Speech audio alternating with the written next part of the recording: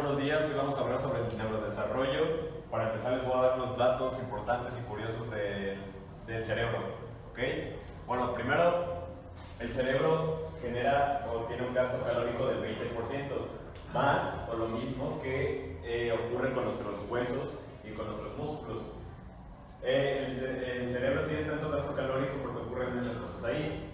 El cerebro de un humano promedio pesa alrededor de 1.5 kilos, kilo y medio, y tiene una masa corporal de 2%. Bueno, el neurodesarrollo es básicamente como al paso del tiempo nosotros vamos a ir adquiriendo habilidades, experiencias y nuestro cerebro se va a ir desarrollando. No significa que crezca en tamaño, que no crezca en masa corporal ni en peso, sino que crezca como intelectualmente.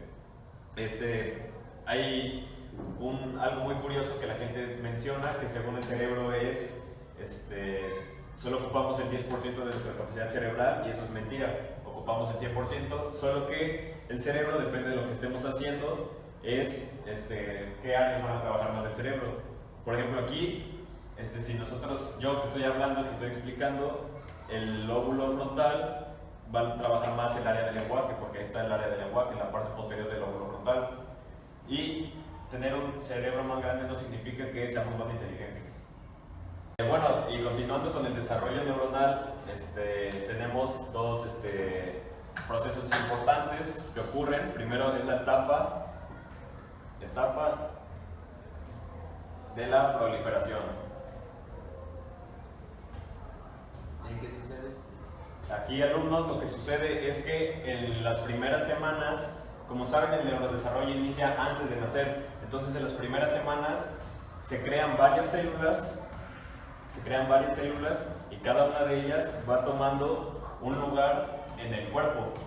O sea, al principio, en la etapa de proliferación se crean demasiadas células y después ocurre un proceso que se llama migración, y como su nombre lo indica, es cuando cada célula toma un puesto en una parte del cuerpo. Por ejemplo, las células que van a nuestro sistema nervioso, que como sabemos se divide en central y periférico, pero que se va al principal, que es el cerebro, que está en el sistema nervioso central, estas células pasan a ser neuronas. Entonces, esas neuronas, como sabemos, es como la unidad central del sistema nervioso, y van haciendo cada vez más conexiones. Al principio, los primeros años de vida, se hacen muchas conexiones neuronales, y ya después, al paso de los años, ocurre un proceso que se le llama poda neuronal.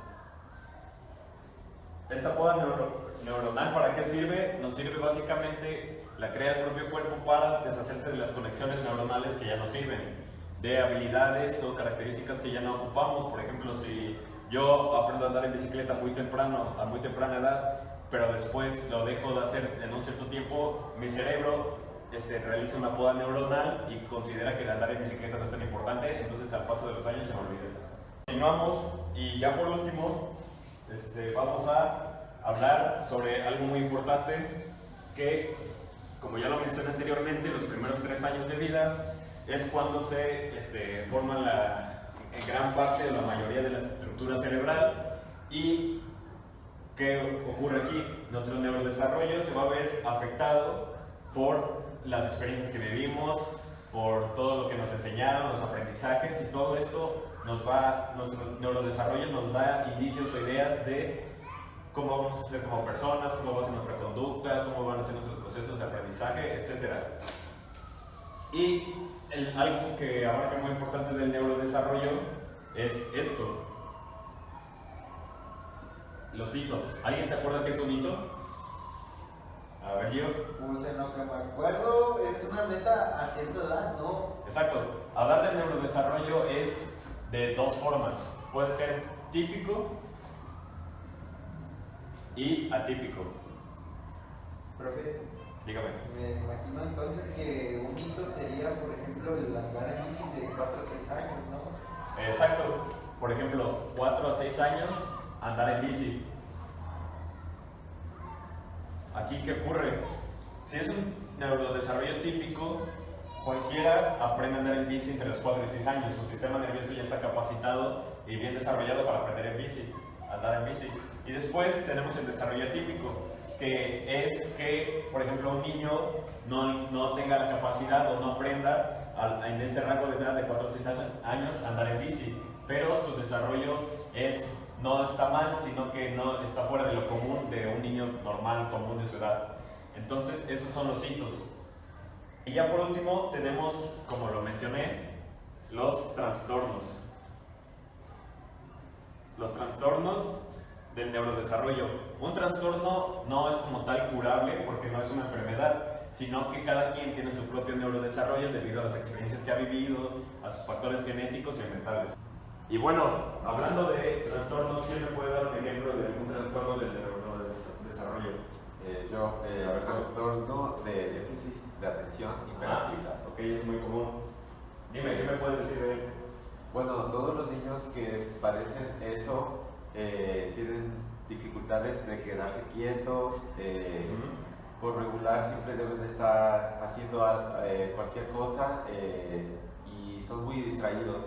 Un ejemplo, por decir, usted me está dando la clase, pero si supongamos que yo tengo déficit de atención, tan solo con que pase una mosca, no sé, te distraes fácilmente, me distraigo muy fácil.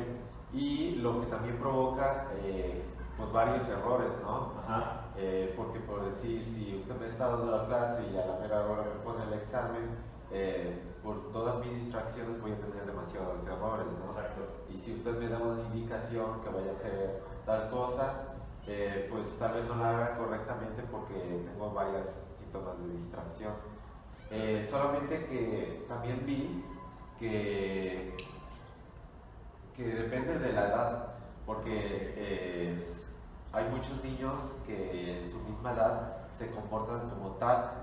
Tan solo si hablamos, por decir, de un niño de 3 a 5 años, tienen mucha energía. Exacto. Y parece que no tienen inalcanzable energía, o sea, constantemente están quemando energía. Sí, que no tienen límite. Exactamente, pero tal vez sea algo común en un niño de eso. Sí, de esa edad. Aunque el déficit de atención es completamente eso. Entonces, pero lo que vi que también hay que acudir al médico, porque por decir, no todo lo que padece que es hiperactivo, o más porque un niño es travieso y todo eso, no quiere decir que tenga exactamente. déficit de atención. Porque pues algo que vi, el niño es como un espejo de su casa. Por decir, si sufre problemas en casa, no ha dormido bien, obviamente pues va a tener un cansancio y no te va a poner la atención que debe. Y si sufre agresión, va a estar hiperactivo porque no puede en su casa ser atendido. Entonces sí es muy importante que el médico vea la situación que está y cómo lo puede ayudar. De hecho, químicamente nosotros todos tenemos neurotransmisores. Uno de esos neurotransmisores, el más importante, bueno, no es el más importante, pero de déficit de atención, es la dopamina. Todos tenemos dopamina, pero ellos lo tienen acelerado. Se podría decir que tienen de más. Gracias. Entonces, y la dopamina es como una motivación, ¿no? Sí, energía. Exactamente. Entonces, es por decir, si tú le das un premio por hacer una cosa bien a un niño normal, o bueno, común, mejor dicho, el niño pues se va a alegrar, ¿no? Exacto. Pero el niño de déficit de atención, por cualquier cosa que haga, por la dopamina en exceso, siente que ya está bien, entonces recibe siempre constantemente premios y premios, él mismo, se podría decir. Entonces, hay medicamentos, ¿no?, que pueden controlar la dopamina y lo que provoca pues una estabilidad más al niño. Bueno, aparte que también hay ejercicios, ¿no? La actividad física, el comer saludable, porque por decir, veía que también por decir, bueno, a todos nos pasa que si comemos chocolate, dulces, vamos a tener un cierto de energía. Sí. Más sin embargo, que a ellos no se les puede dar, porque si de por sí ya están disparados de dopamina y de energía, pues les da chocolate, pues no, va a ser muy difícil controlarlos. De por sí no se pueden controlar muy bien, al menos con los medicamentos, ¿no? Otro dato importante que sé es que se da más en niños que niñas. Bueno, y hay una diferencia, por decir, el niño se va a tratar más en la hiperactividad y también de la atención, ¿no? Pero al niño de déficit de atención, por lo mismo no va a poder socializar muy bien, ¿no? Sí, lo ven diferente. Lo ven diferente y como tal vez es muy brusco y siempre tiene la impulsividad, exactamente, pues es un poco difícil de tratar, ¿no?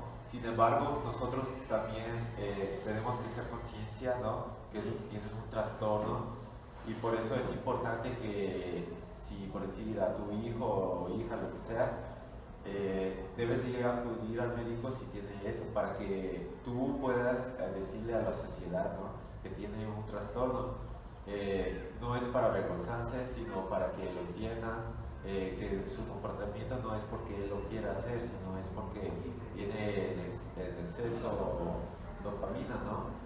Las niñas es muy diferente, las niñas pueden socializar muy bien y hasta, de hecho, es un poco difícil saber si tienen, porque como no se les cuesta socializar, va más, sin embargo, la atención es lo que les falla más en las niñas, ¿no? También vi un dato importante que en un salón de 20 alumnos, mínimo, hay una posibilidad, no está bien, uno, TDAH, varios estudios, entonces puede ser que aquí en nuestro salón tenga uno, exactamente. Muy bien, Jonah.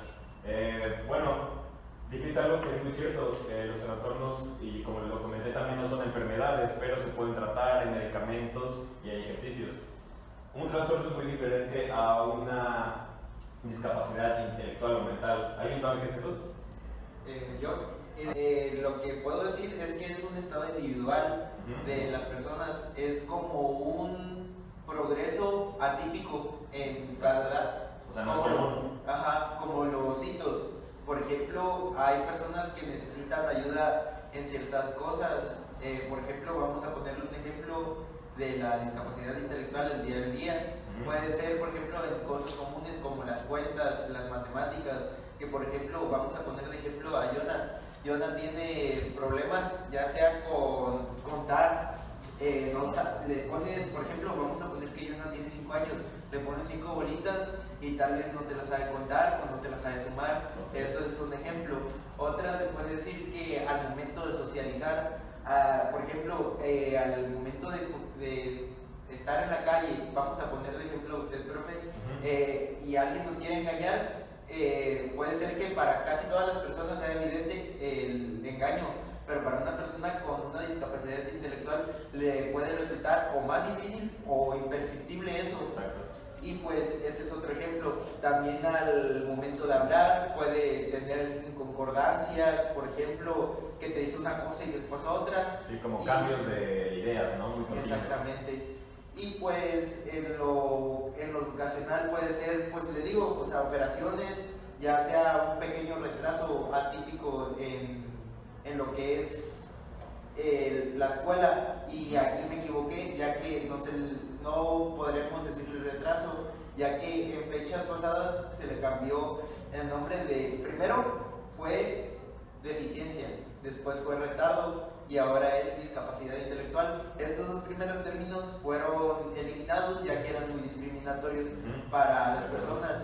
Y hablando de esto, hablando de cómo es que esto fue eliminado, ha sido también por asociaciones civiles. En los años 1900 ellos empezaron a pelear por sus derechos, esas asociaciones civiles. Por ejemplo, vamos a ponerle de que tanto sus derechos como en centros educativos especializados. No sé si han visto luego que hay escuelas especiales para... Sí, para gente con estas cualidades. Ajá. Y es por eso, nada más que hasta el día de hoy yo siento que han sido discriminados, pero se ha luchado mucho con tal de eliminar esto. Lo importante es avanzar como sociedad y ser lo más equitativos posible, porque al final de cuentas son personas igual que nosotros. Y siempre hay que tener en mente eso de que podemos estar en su lugar o podemos tener un familiar en su lugar. Así que desde mi perspectiva, yo digo que hay que buscar la manera de ayudarnos entre todos. Muy bien, tienes mucha razón, porque somos personas y a diferencia de un trastorno, un déficit o una incapacidad que le pueda hacer como tal una enfermedad, se puede tratar, la podemos manejar, pero como dices, somos personas todos y no tiene sentido discriminar a alguien o hacerle burla sabiendo que sí posee una situación delicada, ¿no? Bueno, eso fue la clase por hoy, les dejaremos ejercicios y espero les vaya bien.